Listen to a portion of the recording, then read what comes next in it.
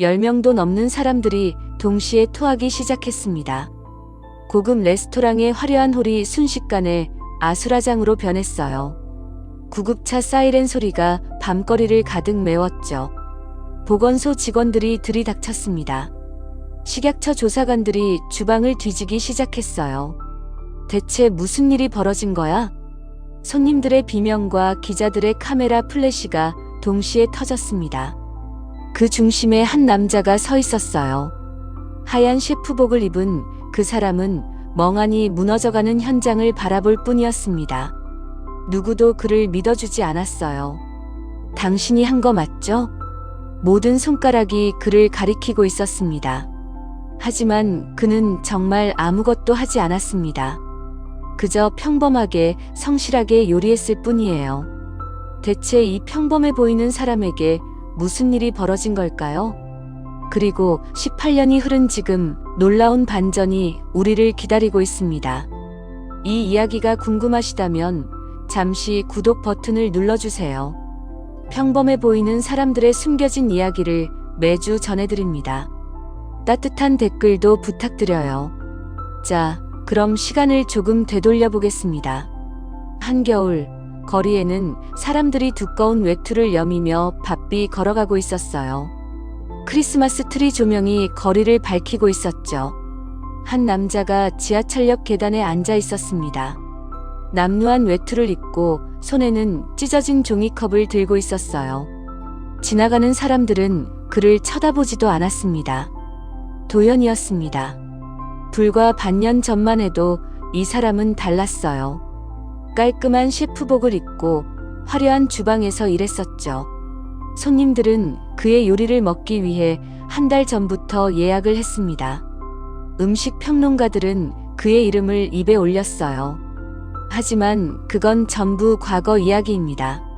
어느 날 밤 모든 게 무너졌어요. 집단 식중독 사건이 터졌습니다. 보건당국이 조사에 들어갔고 결과는 충격적이었어요. 유통기한이 지난 식재료를 사용했다. 도연은 억울했습니다. 자기는 그런 적이 없다고, 누군가 조작한 거라고 소리쳤어요. 하지만 아무도 믿지 않았습니다. 언론은 그를 돈의 눈먼 파렴치한으로 몰았고 손님들은 소송을 걸었습니다. 레스토랑은 문을 닫았고 빚만 남았어요. 부모님이 보증을 서주셨던 대출까지 갚아야 했습니다. 집도 팔고 가게도 팔았어요. 그래도 모자랐죠. 결국 거리로 나왔습니다. 도연은 종이컵을 바라보았어요. 동전 몇 개가 바닥에 덩그러니 놓여 있었습니다. 이게 내 인생의 끝인가? 그는 쓰게 웃었습니다. 하지만 도연은 알지 못했어요. 오늘 밤 자신의 인생이 완전히 바뀔 거라는 것을요. 쓰레기 더미 사이에서 들려올 그 작은 울음소리가 모든 걸 뒤바꿀 거라는 사실을 말이죠. 밤이 깊어갔습니다. 거리의 사람들이 하나둘 사라지고 가로등만이 외로이 빛나고 있었어요. 도연은 몸을 일으켰습니다. 종이컵 속에 동전을 주머니에 넣고 무거운 발걸음을 옮겼어요. 어디로 가야 할지 몰랐습니다. 그냥 걷기만 했죠. 골목을 지나고 또 골목을 지났어요. 어느새 낯익은 건물 앞에 서 있었습니다. 예전 자기 레스토랑이 있던 자리였어요. 지금은 폐업딱지가 붙어 있었습니다. 깨진 유리창 사이로 텅 빈 홀이 보였어요. 도연은 그 앞에 한참을 서 있었습니다. 가슴이 먹먹했어요. 눈물이 날 것 같았지만 나오지 않았습니다.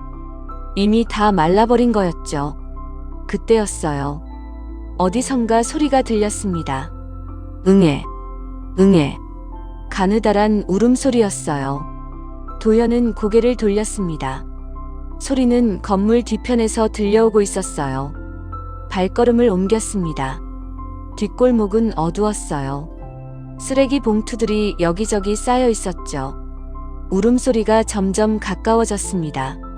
쓰레기 더미 사이였어요. 낡은 상자 하나가 놓여 있었고 그 안에서 소리가 나고 있었습니다.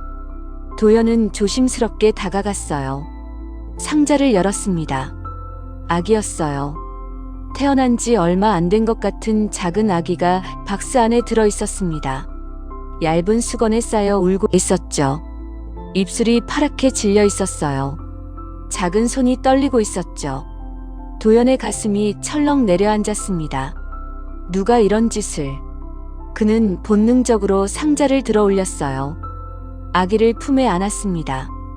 얼음장처럼 차가운 몸이었어요. 이대로 두면 죽습니다. 당장이라도 죽을 것 같았어요. 도연은 급히 주위를 둘러보았습니다. 도움을 청해야 했어요. 하지만 한밤중 뒷골목에는 아무도 없었습니다. 어떡하지? 도연은 당황했어요. 경찰에 신고해야 할까? 하지만 자기 같은 노숙자가 아기를 안고 나타나면 오히려 의심받을 게 뻔했어요. 그렇다고 여기 그냥 두고 갈 수는 없었습니다. 도연은 아기를 꽉 안았어요. 자기 체온이라도 전해주려고요. 바로 그때였습니다. 거기 누구요? 뒤에서 목소리가 들렸어요. 도연이 깜짝 놀라 돌아봤습니다. 한 남자가 비틀거리며 다가오고 있었어요. 민수였습니다. 도연보다 나이가 많아 보이는 노숙자였어요. 기침을 하며 다가왔죠. 아니, 그게 뭐예요? 민수가 도연의 품을 보며 물었습니다. 아기예요. 여기 버려져 있었어요. 도연이 대답했어요. 민수의 얼굴이 굳어졌습니다. 가까이 와서 아기를 내려다보았어요. 세상에, 어떤 놈이 이런 짓을. 민수가 중얼거렸습니다. 그러다가 도연을 쳐다보았어요. 형씨, 병원 데려가야 해요. 도연이 말했습니다. 나 같은 사람이 어떻게? 돈은 제가 있어요. 민수가 품속을 뒤적였어요. 구겨진 봉투를 꺼냈습니다. 그 안에 돈이 들어 있었어요. 이거 전부 드릴게요. 이 아이 살려주세요. 민수가 봉투를 도연의 손에 쥐어줬습니다. 도연은 당황했어요. 이게 뭐예요? 저한테 왜? 부탁이에요. 민수의 목소리가 떨렸습니다. 나는 이제 며칠 못 갑니다. 근데 형씨는 달라요. 형씨는 아직 살 수 있어요. 민수가 기침을 했어요. 피가 섞여 나왔습니다. 이 아이를 살리는 게 우리 같은 사람도 사람 구실하는 거예요.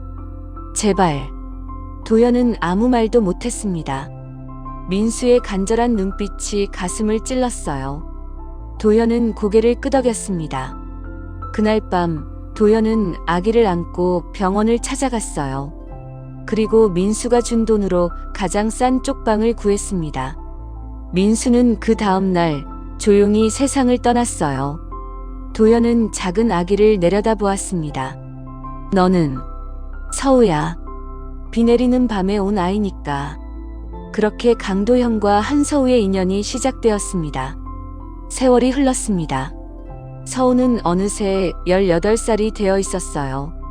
쪽방은 벗어났지만 사는 집은 여전히 좁았지요. 그래도 이제는 두 사람의 추억으로 가득 찼습니다. 도연은 낮에는 배달 일을 했어요. 오토바이를 타고 이 집 저 집을 오가며 음식을 날랐죠. 밤에는 새벽 시장에서 하역 일을 했습니다. 18년이었어요. 한 번도 쉬지 않고 일했습니다. 서우가 있었으니까요. 도연은 피곤한 몸을 이끌고 집으로 돌아왔어요. 아빠 왔어요? 서우가 반갑게 맞아주었습니다. 이제는 아빠보다 키가 더 컸어요. 응, 우리 서우 배고프지? 도연은 웃으며 부엌으로 향했어요. 냉장고를 열었습니다. 남은 재료가 많지 않았어요. 달걀 3개, 파 조금, 된장. 그게 전부였죠. 하지만 도연의 손은 달랐습니다. 달걀을 풀고 파를 썰고 된장찌개를 끓였어요. 간단한 재료였지만 그의 손을 거치면 달라졌습니다. 냄새가 퍼져나갔어요. 서우가 노트북을 덮고 부엌으로 왔습니다. 요즘 서우는 독학으로 프로그래밍을 공부하고 있었어요. 와, 냄새 좋네요. 오늘은 된장찌개야. 서우가 좋아하는 거. 아빠가 만들면 다 맛있어요. 두 사람은 작은 식탁에 마주 앉았어요. 서우는 숟가락을 들었습니다. 찌개를 한 입 떠서 입에 넣었어요. 그런데 표정이 미묘하게 변했습니다. 아빠, 이 된장 언제 샀어요? 도연이 고개를 갸웃했습니다. 글쎄, 한 달쯤 됐나? 곰팡이 포자 냄새가 나요. 아주 미세하게. 뭐? 정말? 도연이 놀라서 된장통을 꺼내 확인했어요. 겉으로는 멀쩡해 보였습니다. 하지만 자세히 들여다보니 구석에 아주 작은 곰팡이가 피어 있었어요. 진짜네. 도연은 감탄했습니다. 서우의 이런 능력은 어릴 때부터 있었어요. 5살 때는 상한 우유를 냄새만으로 구별했고 10살 때는 마트에서 과일의 당도를 맛보지 않고도 알아맞혔죠. 중학교에 들어가서는 더 놀라운 일이 있었습니다. 급식을 먹다가 갑자기 숟가락을 내려놓았어요. 선생님, 이 음식 이상해요. 뭐가 이상한데? 화학 조미료가 기준치를 초과한 것 같아요. 영양사 선생님이 처음엔 믿지 않았지만 검사를 해보니 정말 그랬습니다. 그때부터 서우는 자기 능력을 조심스럽게 숨기기 시작했어요. 사람들이 이상하게 볼까 봐요. 하지만 고등학교에 올라가면서 서우는 깨달았습니다. 이 능력이 단순히 미각만의 문제가 아니라는 걸요. 패턴을 읽는 능력이었어요. 음식 속 성분의 패턴, 숫자의 패턴, 데이터의 패턴. 그래서 프로그래밍을 독학하기 시작했습니다. 어느 날이었습니다. 도연이 일하는 배달 음식점에 문제가 생겼어요. 사장님, 손님들이 자꾸 맛이 이상하다고 해요. 직원이 걱정스럽게 말했습니다. 이상하다니? 레시피는 똑같은데. 사장은 고개를 갸웃했어요. 그날 저녁 도연은 서우를 데리고 가게에 들렀습니다. 서우가 주방을 둘러보다가 멈췄어요.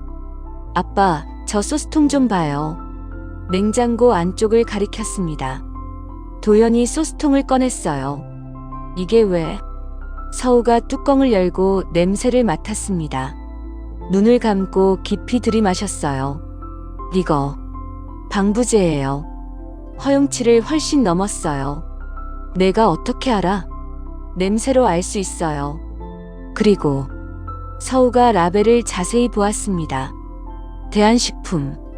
도연의 얼굴이 굳어졌어요. 그날 밤 집에 돌아온 서우는 노트북을 켰습니다. 대한식품을 검색했어요. 거대한 식품 회사였습니다. 온갖 제품을 만들어 전국에 공급하고 있었죠. 서우는 더 깊이 파고들었어요. 뉴스 기사들을 검색하고 소비자 불만을 찾아봤습니다. 그러다가 이상한 패턴을 발견했어요. 10년 전부터 대한식품 제품과 관련된 식중독 사건이 반복되고 있었습니다. 하지만 매번 책임을 남에게 떠넘겼어요. 레스토랑이나 음식점 주인들이 희생양이 되었죠. 서우는 목록을 정리했습니다. 그러다가 한 이름에서 멈췄어요. 도연의 식탁. 18년 전. 심장이 쿵 내려앉았습니다. 급히 기사를 클릭했어요. 미슐랭 레스토랑 집단 식중독. 셰프 강도현 시전 재산 날려. 사진이 있었습니다. 젊은 시절의 아빠였어요. 하얀 셰프복을 입고 자신감 넘치는 표정으로 서 있었죠. 서우의 손이 떨렸습니다. 아빠가 셰프였어? 서우는 그동안 아빠의 과거를 물어본 적이 없었어요. 아빠가 말하고 싶지 않아 하는 것 같았으니까요. 하지만 이제 알았습니다. 아빠는 누군가의 음모로 모든 걸 잃었던 거예요. 서우는 더 깊이 조사했습니다. 밤새도록 자료를 찾아봤어요. 그리고 하나의 이름을 발견했습니다. 윤재혁, 대한식품그룹 회장. 18년 전 사건 당시에도 대한식품이 식재료를 납품했었어요. 서우는 직감했습니다. 이 사람이 아빠를 무너뜨린 거야. 다음 날 아침이었습니다. 도연은 평소처럼 일을 나가려고 준비하고 있었어요. 서우가 조심스럽게 물었습니다. 아빠 예전에 요리사였어요? 도연의 손이 멈췄어요. 어떻게 알았어? 인터넷에서 봤어요. 도연의 식탁. 아빠 레스토랑이었죠? 도연은 한참 동안 아무 말이 없었습니다. 그러다가 천천히 고개를 끄덕였어요. 그래, 오래전 일이야. 억울하지 않아요? 아빠 잘못이 아니었잖아요. 도연이 서우의 어깨에 손을 올렸습니다. 서우야, 이미 지난 일이야. 그것보다 중요한 건 도연이 미소를 지었어요. 내가 너를 만난 거지. 그게 더 소중해. 서우의 눈에 눈물이 고였습니다. 하지만 서우는 결심했어요. 아빠는 포기해도 나는 포기 못해. 그날부터 서우는 비밀리에 조사를 시작했습니다. 대한식품의 어두운 비밀을 하나씩 파헤치기 시작했어요. 며칠이 지났습니다. 서우는 학교를 마치고 집으로 돌아오는 길이었어요. 버스 정류장에서 내려 골목으로 들어서는데 누군가 뒤를 따라오는 느낌이 들었습니다. 뒤를 돌아봤어요. 검은색 승용차가 천천히 따라오고 있었습니다. 서우는 걸음을 빨리 했어요. 차도 속도를 높였죠. 심장이 두근거렸습니다. 서우는 사람 많은 큰 길로 방향을 틀었어요. 차는 더 이상 따라오지 않았습니다. 하지만 불안했어요. 집에 도착했을 때 도연은 아직 퇴근 전이었습니다. 서우는 노트북을 켰어요. 대한식품에 대한 조사를 계속하려던 참이었죠. 그때 초인종이 울렸습니다. 서우는 조심스럽게 문구멍으로 밖을 확인했어요. 양복 입은 남자 2명이 서 있었습니다. 누구세요? 서우가 물었어요. 대한식품 법무팀입니다. 잠깐 이야기 좀 하죠. 서우의 얼굴이 굳어졌습니다. 아버지 안 계신데요.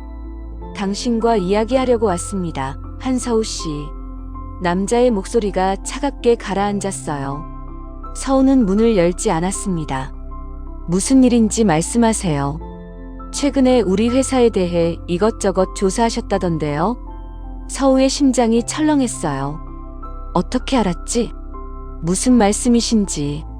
인터넷 검색 기록은 다 남습니다. 고등학생이 함부로 건드릴 회사가 아니에요. 협박이었습니다. 그리고 아버지. 강도현 씨죠? 배달 일 하시는데 위험한 일이잖아요. 오토바이 사고 같은 거. 서우의 얼굴이 확 변했습니다. 뭐라고요? 조용히 지내세요. 그게 모두를 위한 겁니다. 남자들은 그렇게 말하고 떠났어요. 서우는 문에 기댄 채 숨을 몰아쉬었습니다. 무서웠어요. 하지만 동시에 확신했습니다. 내가 뭔가 건드렸구나. 그들이 숨기고 싶어 하는 걸. 그날 밤 도연이 퇴근했을 때 서우는 아무 말도 하지 않았어요. 아빠를 걱정시키고 싶지 않았으니까요. 대신 더 조심스럽게 조사를 계속했습니다. 학교 컴퓨터실에서, 도서관에서, 집에서는 흔적을 남기지 않았어요. 그리고 마침내 중요한 단서를 찾아냈습니다. 18년 전 도연의 식탁에 납품된 식재료의 유통기한이 조작되었다는 내부 고발 문서였어요.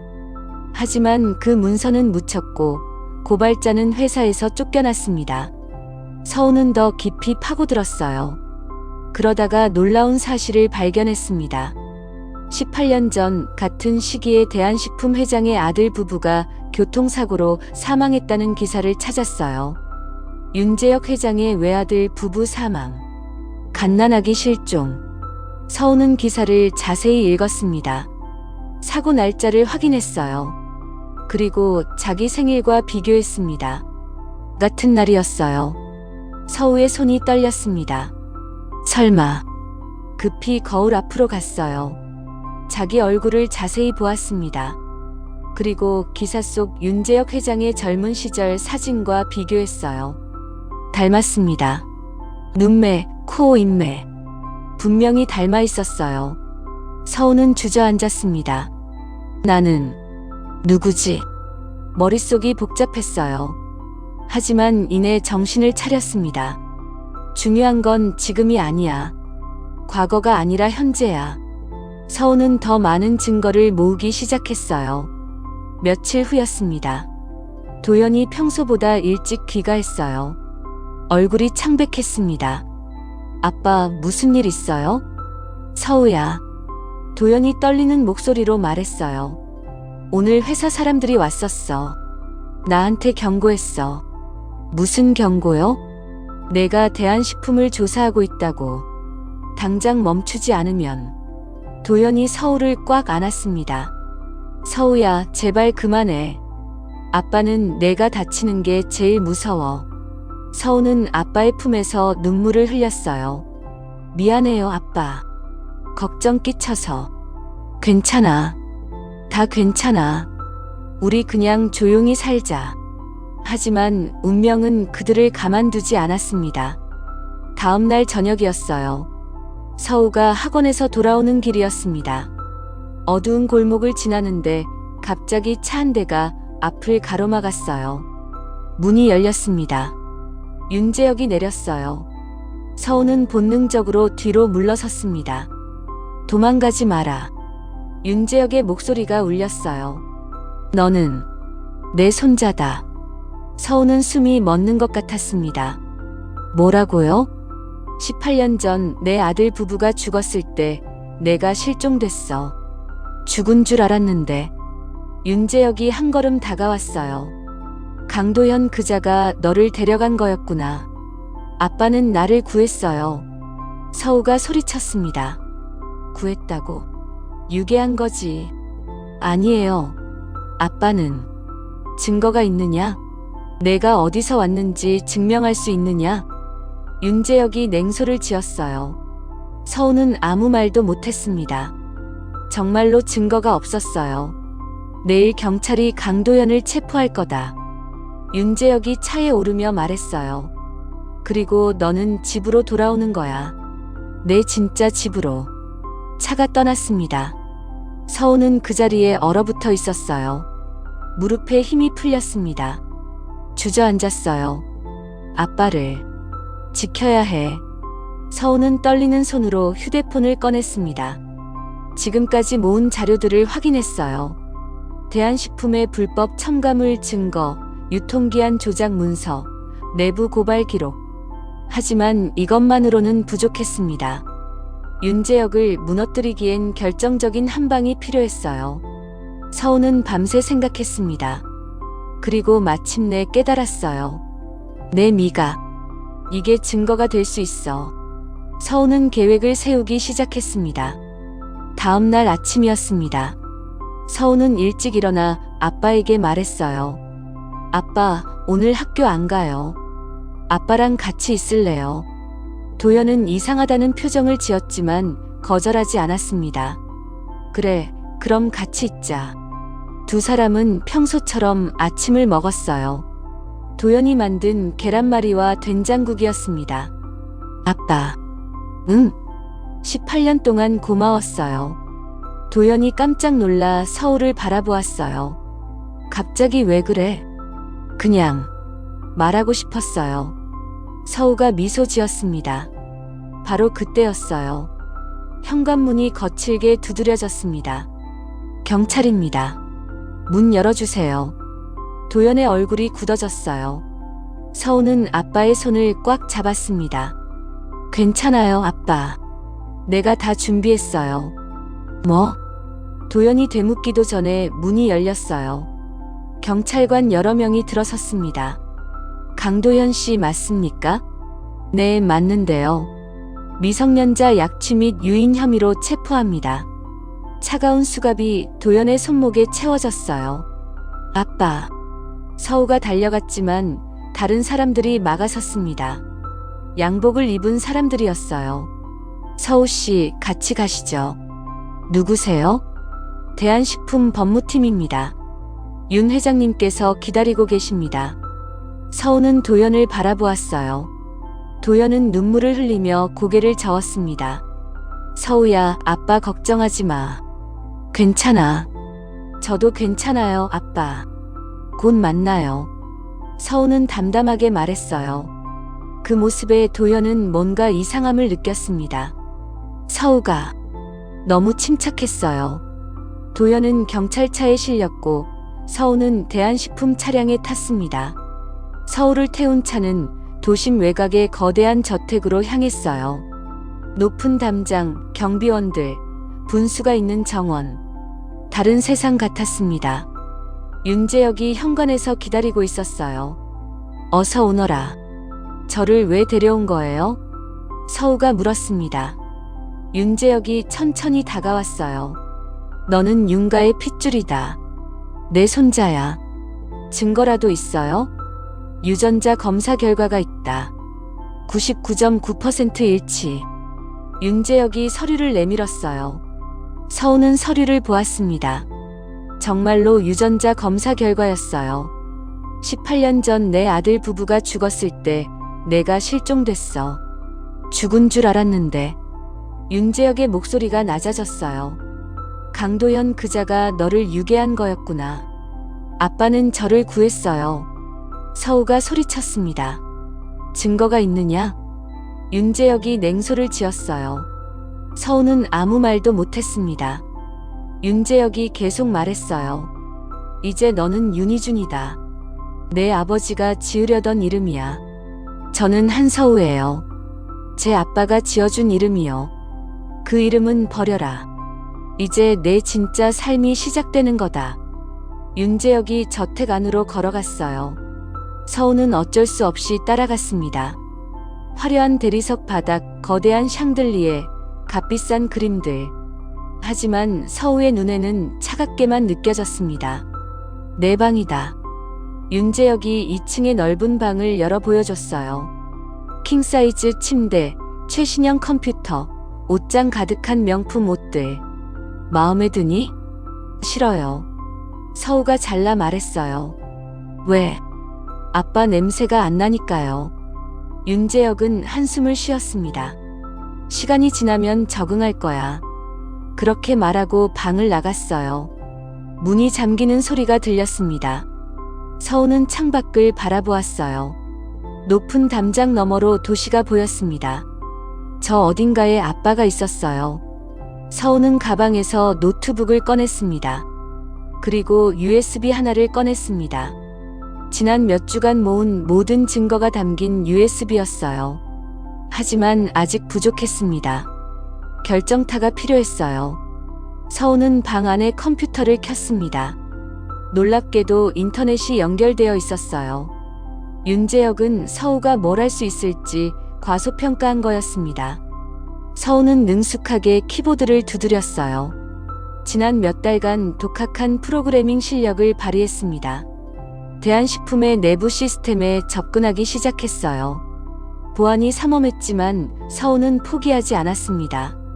패턴을 읽었어요. 숫자의 흐름, 데이터의 움직임, 보안 코드의 규칙. 3시간 후 서우는 마침내 내부 서버에 접속했습니다. 그리고 찾아냈어요. 18년 전의 기록들. 유통기한 조작 지시서, 불법 첨가물 사용 내역, 내부 고발 은폐 문서. 모두 윤재혁의 승인하에 이루어진 일들이었습니다. 그리고 더 충격적인 것을 발견했어요. 18년 전 윤재혁의 아들 부부가 사망한 날의 녹음 파일. 서우는 떨리는 손으로 재생 버튼을 눌렀습니다. 아버지, 더 이상은 못합니다. 이 불법을 고발하겠습니다. 젊은 남자의 목소리였어요. 내 놈이 감히 나를.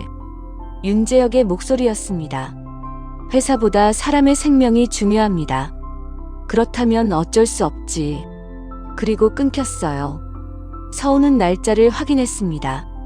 바로 그날 밤 부모님은 교통사고로 돌아가셨어요. 서우의 눈에서 눈물이 흘러내렸습니다. 할아버지가 내 부모를 죽였어. 서우는 모든 파일을 USB에 복사했어요. 그리고 추가로 현재 진행 중인 불법 활동 기록도 모았습니다. 증거는 충분했습니다. 이제 이것을 세상에 알려야 했어요. 재판. 아빠의 재판에서 공개하는 거야. 바로 그때 문이 열렸어요. 윤재혁이 들어왔습니다. 저녁 먹자꾸나. 서우는 재빨리 화면을 껐어요. 배 안 고파요. 그래도 먹어야지. 식당은 웅장했어요. 긴 테이블에 온갖 음식이 차려져 있었습니다. 서우는 자리에 앉았어요. 윤재혁이 맞은편에 앉았습니다. 많이 먹어라. 서우는 포크를 들었습니다. 스테이크를 한 입 베어 물었어요. 그리고 눈을 감았습니다. 이 고기, 사육 호르몬제가 검출돼요. 윤재혁의 표정이 굳어졌습니다. 뭐라고? 불법 성장 호르몬을 투여받은 소예요. 맛으로 알 수 있어요. 서우가 단호하게 말했습니다. 그리고 이 소스, 합성 보존료가 기준치를 초과했고요. 윤재혁은 아무 말도 못했어요. 서우가 윤재혁을 똑바로 바라보았습니다. 18년 전 우리 아빠 레스토랑을 무너뜨린 것도 할아버지죠? 윤재혁의 얼굴이 창백해졌습니다. 증거가 있느냐? 있어요. 충분히요. 서우가 미소 지었습니다. 곧 알게 되실 거예요. 재판날이 밝았습니다. 법정은 기자들과 방청객들로 가득 찼어요. 대한식품그룹이 연루된 사건이라 온 나라의 이목이 집중되어 있었죠. 도연은 피고인석에 앉아 있었습니다. 수척해진 얼굴, 깊어진 눈가의 주름. 며칠 사이에 10년은 늙어 보였어요. 하지만 도연의 눈은 오직 한 곳만 바라보고 있었습니다. 증인석이었어요. 재판장이 입장했습니다. 지금부터 강도연 피고인에 대한 미성년자 약취 사건 공판을 시작하겠습니다. 검사가 일어섰어요. 재판장님, 검사 측에서는 피해 청소년 한서우 씨를 증인으로 신청합니다. 허가합니다. 법정 문이 열렸습니다. 서우가 들어왔어요. 깔끔한 옷을 입고 있었지만 얼굴은 단호한 표정이었습니다. 서우는 증인석으로 걸어갔어요. 걸어가면서 도연을 보았습니다. 두 사람의 눈이 마주쳤어요. 도연의 눈에서 눈물이 흘러내렸습니다. 서우는 고개를 끄덕였어요. 괜찮아요, 아빠. 서우는 증인석에 앉았습니다. 검사가 다가왔어요. 한서우 씨, 저기 피고인석에 앉아있는 사람이 보이죠? 네. 저 사람이 당신을 데려간 사람 맞습니까? 서우는 잠시 침묵했습니다. 그리고 또박또박 대답했어요. 저 사람은 저를 구해준 사람입니다. 법정이 술렁였어요. 구해줬다고요? 네. 18년 전 겨울, 저는 쓰레기 더미에 버려져 죽어가고 있었어요. 저 사람이 저를 발견하고 살려줬습니다. 검사가 당황한 표정을 지었어요. 하지만 유전자 검사 결과 당신은 윤재혁 회장의 손자로. 저도 알고 있어요. 서우가 방청석의 윤재혁을 바라보았습니다. 하지만 저를 버린 것도 윤재혁 회장이에요. 법정이 조용해졌어요. 증거가 있습니까? 재판장이 물었습니다. 있습니다. 서우가 가방에서 USB를 꺼냈어요. 재판장님, 이것을 제출하고 싶습니다. 재판장이 고개를 끄덕였어요. 법정 직원이 USB를 받아 스크린에 연결했습니다. 화면이 켜졌어요. 첫 번째로 나타난 건 음성 파일이었습니다. 18년 전 제 친부모님이 돌아가시던 날의 녹음입니다. 서우가 설명했어요. 음성이 흘러나왔습니다. 아버지, 더 이상은 못합니다. 회사의 불법 첨가물 사용을 고발하겠습니다. 젊은 남자의 목소리였어요. 내 놈이 감히 나를. 윤재혁의 목소리였습니다. 회사보다 사람의 생명이 중요합니다. 그렇다면 어쩔 수 없지. 녹음이 끝났어요. 법정은 침묵에 휩싸였습니다. 그날 밤, 제 부모님은 의문의 교통사고로 돌아가셨습니다. 서우의 목소리가 떨렸어요. 그리고 갓난아기였던 저는 쓰레기 더미에 버려졌어요. 방청석에서 탄식 소리가 흘러나왔습니다. 화면이 바뀌었어요. 이번에는 문서였습니다. 18년 전 도연의 식탁이라는 레스토랑에 납품된 식재료 기록입니다. 서우가 설명을 이어갔어요. 여기 보시면 유통기한이 조작된 흔적이 명확합니다. 대한식품에서 고의로 유통기한을 변조해서 납품했어요. 화면에 이메일 내용이 나타났습니다. 윤재혁 회장이 직접 지시한 메일입니다. 방청석에서 웅성거리는 소리가 났어요. 윤재혁의 얼굴이 창백해졌습니다. 저것은 조작이다. 윤재혁이 벌떡 일어나 소리쳤어요. 재판장이 의사봉을 쳤습니다. 정숙하십시오. 서우는 멈추지 않았어요. 그리고 저에게는 특별한 능력이 있습니다. 서우가 방청석을 향해 말했어요. 저는 음식 속 성분을 맛으로 구별할 수 있어요. 어떤 화학물질이 얼마나 들어갔는지 정확히 알 수 있습니다. 그게 증거가 될 수 있습니까? 검사가 물었어요. 테스트해 보시겠습니까? 서우가 제안했습니다. 재판장이 잠시 생각하다가 고개를 끄덕였어요. 허가합니다. 법정 직원들이 여러 개의 음식 샘플을 가져왔습니다. 대한식품 제품들이었어요. 서우는 하나씩 맛을 보았습니다. 이 소스, 벤조산 나트륨이 기준치의 3배 초과. 이 육포, 아질산 나트륨 과다 검출. 이 과자, 타르색소 사용, 국내 금지 성분이에요. 서우가 하나하나 지적했어요.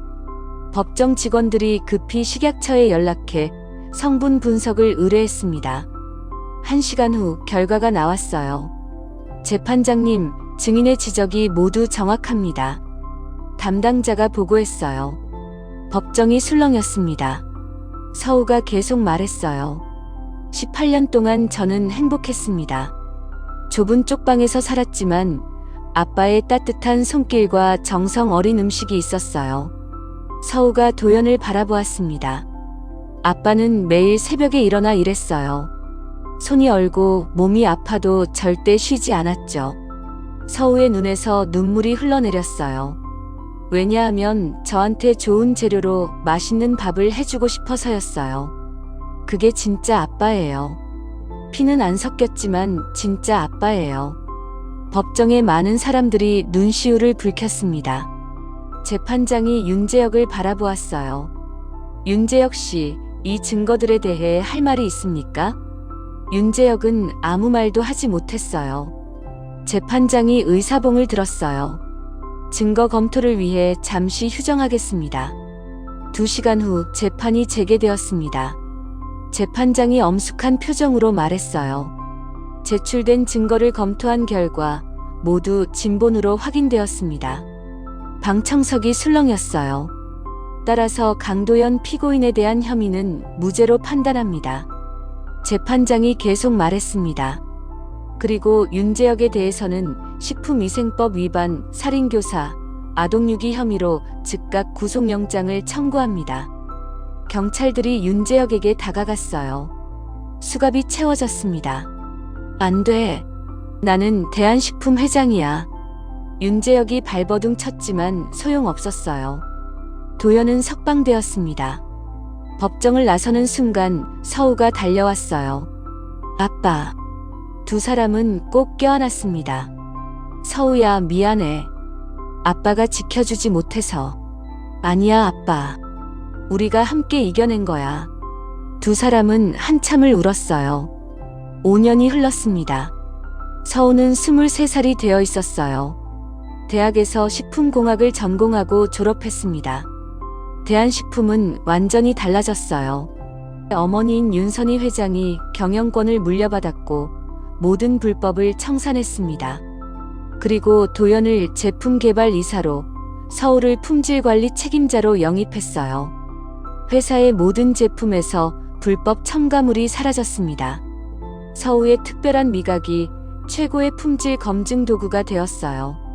어느 날 저녁이었습니다. 도현과 서우는 작은 레스토랑에 앉아 있었어요. 회사 일을 끝내고 둘만의 시간을 보내는 거였죠. 아빠, 이거 맛봐봐요.